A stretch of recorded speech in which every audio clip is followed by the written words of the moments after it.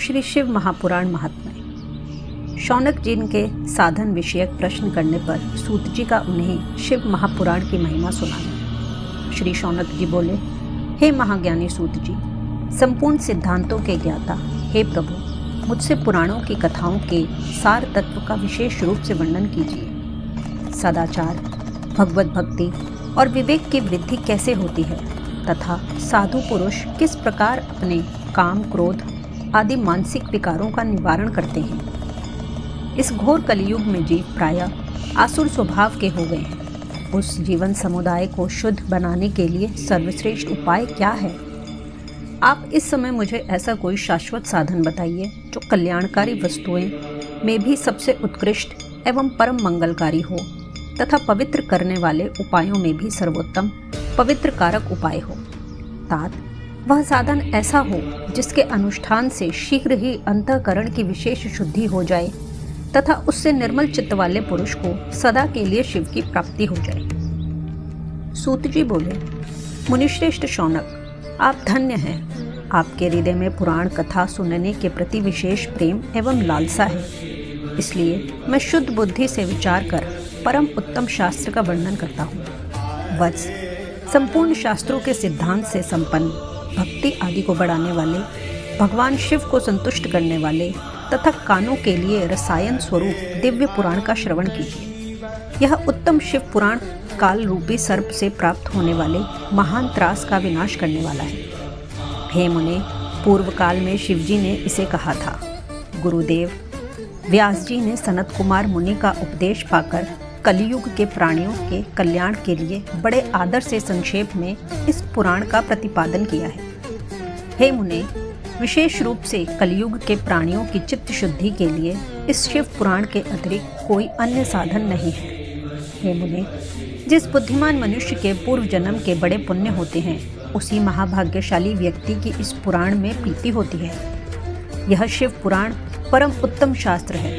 इसे इस भूतल पर भगवान शिव का वांग्मय स्वरूप समझना चाहिए और सब प्रकार से इसका सेवन करना चाहिए। इसके पठन और श्रवण से शिव भक्ति पाकर श्रेष्ठतम स्थिति में पहुंचा हुआ मनुष्य शीघ्र ही शिव पद को प्राप्त कर लेता है। इसलिए संपूर्ण यत्न करके मनुष्यों ने इस पुराण के अध्ययन को अभीष्ट साधन माना है और इसका प्रेम पूर्वक श्रवण भी संपूर्ण वांछित फलों को देने वाला है।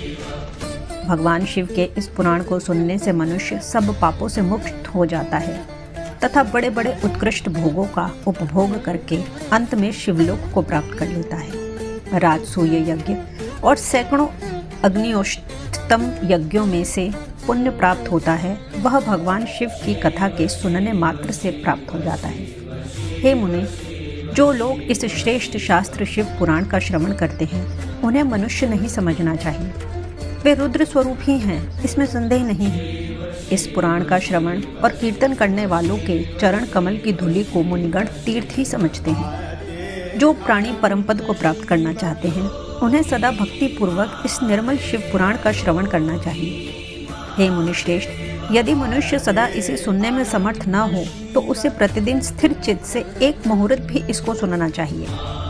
हे मुने, यदि मनुष्य प्रतिदिन सुनने में भी असशक्त हो तो उसे किसी पवित्र महीने में इस शिव पुराण का श्रवण करना चाहिए। जो लोग एक मुहूर्त, उसका आधा, उसका भी आधा अथवा क्षण मात्र भी इस पुराण का श्रवण करते हैं, उनकी दुर्गति नहीं होती।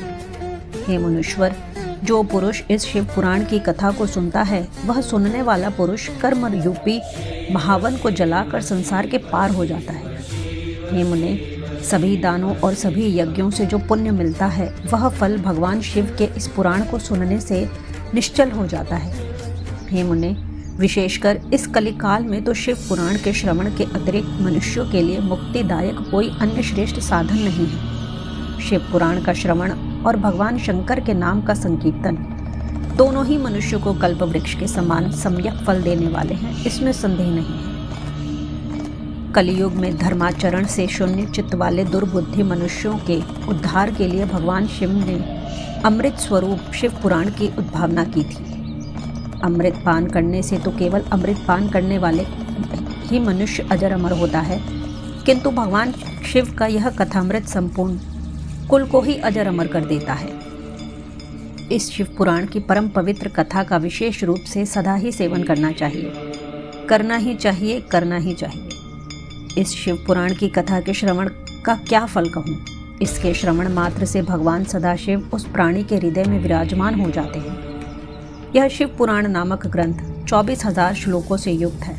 इसमें 7 संहिताएं हैं। मनुष्य को चाहिए कि वह भक्ति, ज्ञान और वैराग्य से भली भांति संपन्न हो बड़े आदर से इसका श्रवण करे। पहली विद्वेश्वर संहिता, दूसरी रुद्र संहिता, तीसरी शतरुद्र संहिता, चौथी कोटि रुद्र संहिता और 5वीं उमा संहिता कही गई है। छठी कैलाश संहिता और 7वीं वायवीय संहिता। इस प्रकार इसमें 7 संहिताएं हैं। 7 संहिताओं से युक्त यह दिव्य शिव पुराण परब्रह्म परमात्मा के समान विराजमान है और सबसे उत्कृष्ट गति प्रदान करने वाला है। जो मनुष्य 7 संहिताओं वाला इस शिव पुराण को आदरपूर्वक पढ़ता है वह जीवन मुक्त हो जाता है। हे मुने, जब तक इस उत्तम शिव पुराण को सुनने का सुअवसर नहीं प्राप्त होता तब तक अज्ञानवश प्राणी इस संसार चक्र में भटकता रहता है। भ्रमित करने देने वाले अनेक शास्त्रों और पुराणों के श्रवण से क्या लाभ है, जबकि एक शिव पुराण ही मुक्ति प्रदान करने के लिए गर्जन कर रहा है। जिस घर में इस शिव पुराण की कथा होती है वह घर तीर्थ स्वरूप ही है और उसमें निवास करने वालों के पाप यह नष्ट कर देता है। हजारों अश्वमेध यज्ञ और सैकड़ों वाजपेय यज्ञ शिव पुराण की 16वीं कला की भी बराबरी नहीं कर सकते। हे मुनिश्रेष्ठ, कोई अधम प्राणी जब तक भक्ति पूर्वक शिव पुराण का श्रवण नहीं करता तभी तक उसे पापी कहा जा सकता है। गंगा आदि पवित्र नदियाँ, मुक्तिदायिनी सप्तपुरियाँ तथा ज्ञादी तीर्थ इस शिव पुराण की समता कभी नहीं कर सकते। जिसे परमगति की कामना हो उसे नित्य शिव पुराण के एक श्लोक अथवा आधे श्लोक का ही स्वयं भक्ति पूर्वक पाठ करना चाहिए। जो निरंतर अर्थानुसंधान पूर्वक इस पुराण को बाँचता है अथवा नित्य प्रेम पूर्वक इसका पाठन मात्र करता है वह पुण्यात्मा है, इसमें संशय नहीं है। जो उत्तम बुद्धि वाला पुरुष अंतकाल में भक्ति पूर्वक इस पुराण को सुनता है उस पर अत्यंत प्रसन्न हुए भगवान महेश्वर उसे अपना धाम प्रदान करते हैं। जो प्रतिदिन आदर पूर्वक इस शिव पुराण का पूजन करता है वह इस संसार में संपूर्ण भोगों को भोग कर अंत में भगवान शिव के पद को प्राप्त कर लेता है। जो प्रतिदिन आलस्य रहित हो रेशमी वस्त्र आदि के वेष्टन से इस शिव पुराण का सत्कार करता है वह सदा सुखी होता है। यह शिव पुराण निर्मल तथा क्षैमों का सर्वस्व है। यह लोक और परलोक में सुख चाहने वाले को आदर के साथ प्रयत्न पूर्वक इसका सेवन करना चाहिए। यह निर्मल एवं उत्तम शिव पुराण धर्म, अर्थ, काम और मोक्ष रूप चारों पदार्थों को देने वाला है। अतः सदा प्रेम पूर्वक इसका श्रवण एवं विशेष रूप से पाठ करना चाहिए। वेद, इतिहास तथा अन्य शास्त्रों में यह शिव पुराण विशेष कल्याणकारी है, ऐसा मुमुक्षु जनों को समझाना चाहिए। यह शिव पुराण आत्म तत्वज्ञों के लिए सदा सेवनीय है, सत्पुरुषों के लिए पूजनीय है, तीनों प्रकार के तापों का शमन करने वाला है, सुख प्रदान करने वाला है तथा ब्रह्मा, विष्णु, महेश आदि देवताओं को प्राणों के समान प्रिय है। ऐसे शिव पुराण को मैं प्रसन्न चित्त से सदा वंदन करती हूँ। भगवान शंकर मुझ पर प्रसन्न हो और अपने चरण कमलों की भक्ति मुझे प्रदान करें। इस प्रकार श्री स्कंद महापुराण के अंतर्गत शिव महापुराण महात्म्य में उसकी महिमा वर्णन नामक पहला अध्याय पूर्ण